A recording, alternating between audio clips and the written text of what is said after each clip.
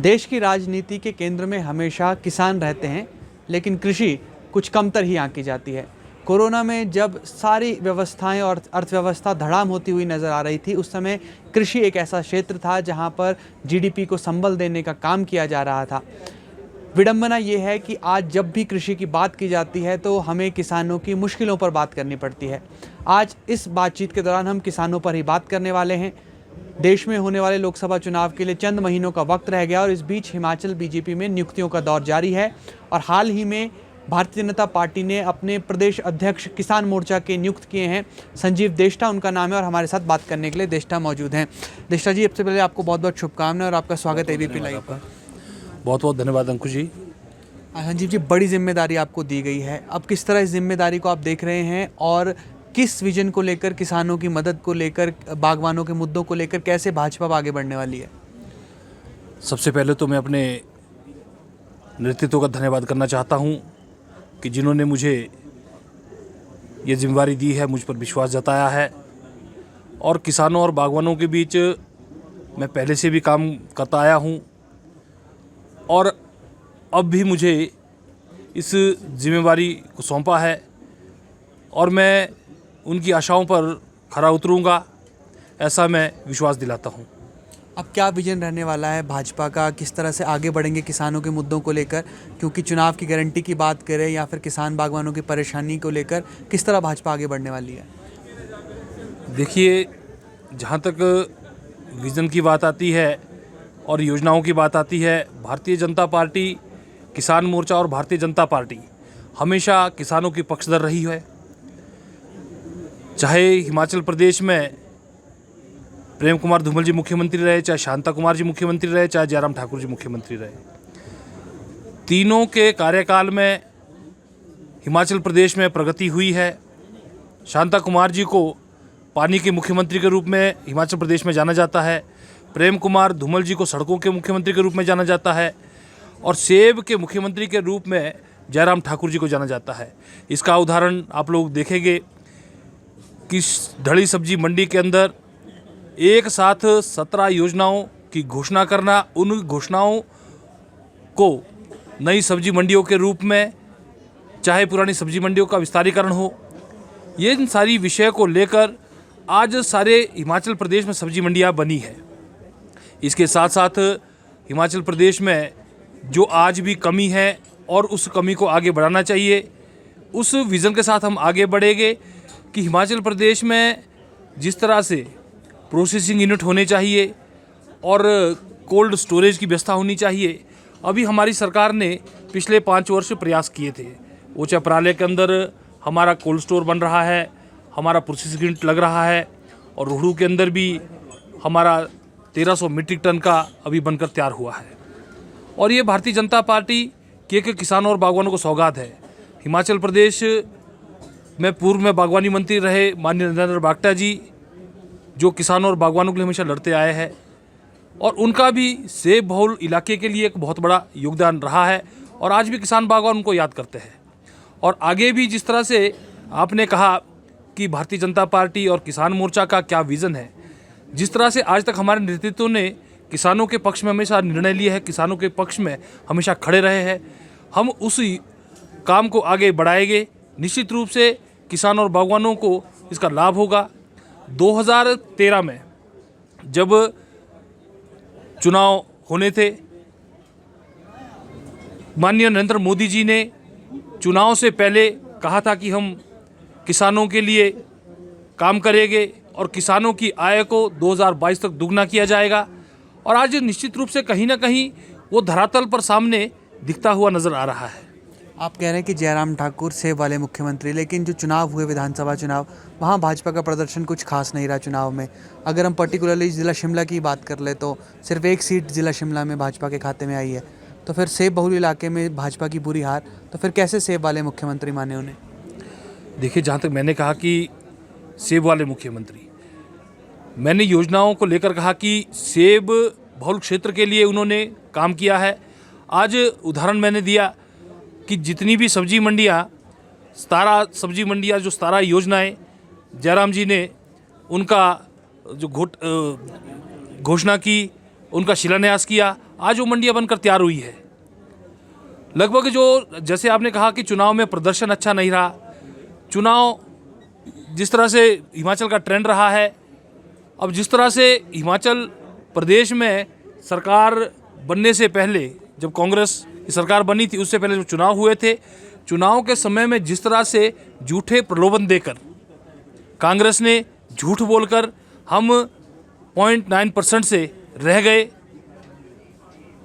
इसके लिए मैं नहीं मानता कि भारतीय जनता पार्टी का कोई दोष है या क्या हमारी सरकार का कोई दोष है, परंतु इसके लिए सरासर कांग्रेस के लोग जिम्मेवार हैं, जिन्होंने झूठ का सहारा लेकर सरकार में आए, परंतु आज अपनी जो गारंटियाँ, झूठी गारंटियाँ 10 दी थी, उसमें से आप देख रहे हैं कितनी गारंटियाँ पूरी हुई है। चाहे वो युवाओं को लेकर हो कि हम 5 लाख युवाओं को नौकरियां देंगे, हर वर्ष 1 लाख युवाओं को देंगे, कितने युवाओं को नौकरी मिली वो आपके सामने है। और बागवानी के क्षेत्र में उन्होंने कहा कि किसान अपनी फसल की स्वयं कीमत तय करेगा, चाहे वो कृषि का क्षेत्र है, चाहे बागवानी का क्षेत्र है। महिलाओं को उन्होंने कहा था, उनके केंद्र से लोग आए थे, ढाटू पहनकर यहाँ पर उन्होंने किस तरह से प्रचार किया कि हर महिला को यहाँ पर 1500 रुपये मिलेंगे, परंतु आज कितनी महिलाओं को मिल रहा है, हमारी कितनी माताएं बहनाएं आज भी उसी उम्मीद पर बैठी है। ये सरासर जो चुनावी का मुद्दा रहा है, परंतु ये सारा झूठ और फरेब जिस तरह से कांग्रेस ने किया है, इसके कारण कांग्रेस धोखाधड़ी से अभी सरकार में आई है। आप बागवानों के लिए इतने सारे काम गिना रहे हैं पूर्व सरकार के, क्या आप मानते हैं कि बागवानों तक शायद भाजपा ये काम नहीं पहुंचा पाई, इसका नुकसान झेलना पड़ा क्या पिछले चुनाव में? नहीं, ये सिर्फ झूठ और फरेब से जिस तरह से झूठी गारंटियां देकर इन्होंने काम किया है, वो उसका ही परिणाम रहा है। अच्छा, अब लोकसभा चुनाव के लिए चंद महीनों का वक्त रह गया है और 2019 में भाजपा ने एक ऐतिहासिक जीत हासिल की थी, सभी 68 विधानसभाओं में लीड भाजपा को थी। अब क्या लग रहा है 24 के चुनाव में उस प्रदर्शन को दोहरा पाएंगे, क्योंकि बहुत मुश्किल रहने वाला है, क्योंकि इंडिया अलायंस की बात की जा रही है और मुख्यमंत्री कह रहे हैं कि चारों खाने चित करेंगे इस बार भाजपा को। आपको क्या लगता है?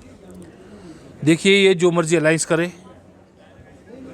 एक ईमानदार व्यक्ति जिसके साथ पूरा देश खड़ा है, देश ही नहीं बल्कि पूरा विश्व उनकी ओर देख रहा है।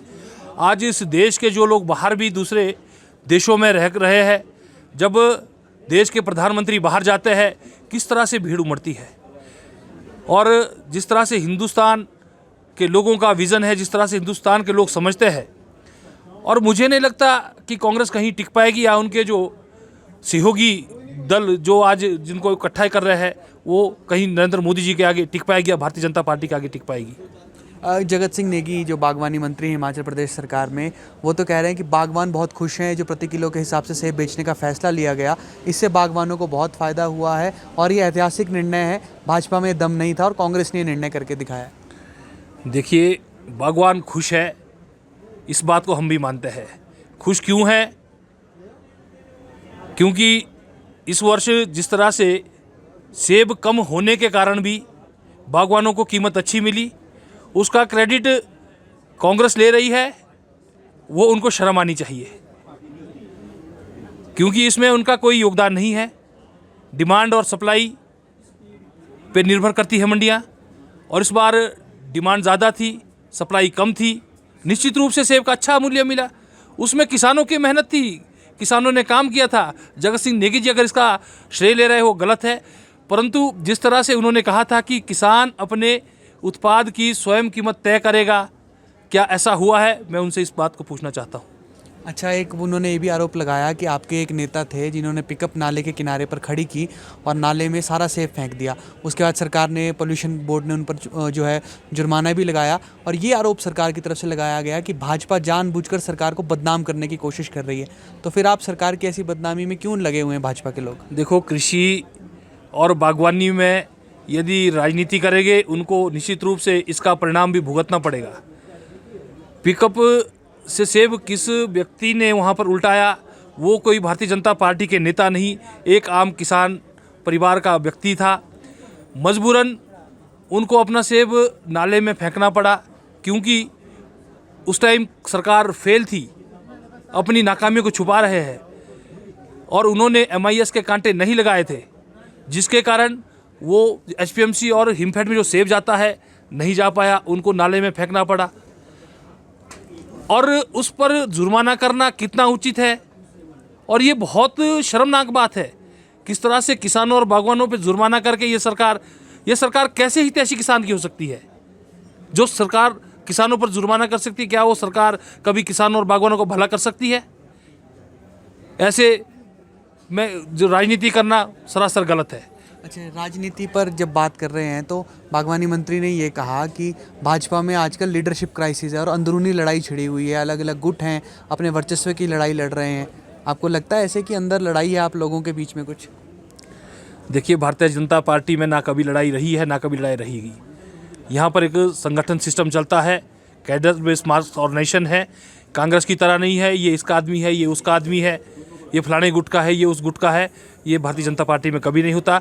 मुझे जैसा उदाहरण है, गरीब आदमी, एक आम परिवार से निकला हुआ व्यक्ति आज किसान मोर्चा के प्रदेश की जिम्मेवारी मुझे दी है और आज देश के जो भारतीय जनता पार्टी के हमारे अध्यक्ष है, हिमाचल प्रदेश विश्वविद्यालय में छात्र संघ के नेता रहे, आज हिमाचल प्रदेश से उठकर देश की राजनीति भारतीय जनता पार्टी की जो विश्व की सबसे बड़ी पार्टी है उसके आज राष्ट्रीय अध्यक्ष है।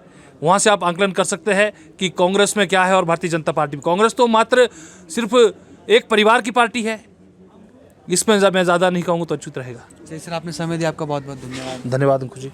संजीव देष्टा हमारे साथ थे, किसान मोर्चा के अध्यक्ष हैं और बड़ी जिम्मेदारी पार्टी की तरफ से इन्हें सौंपी गई है क्योंकि आने वाले 5 साल में विपक्ष में रहते हुए किसानों के मुद्दों को, बागवानों के मुद्दों को सरकार तक पहुंचाना, सरकार को चिताना, ये बड़ी जिम्मेदारी इनके कंधों पर रहने वाली है।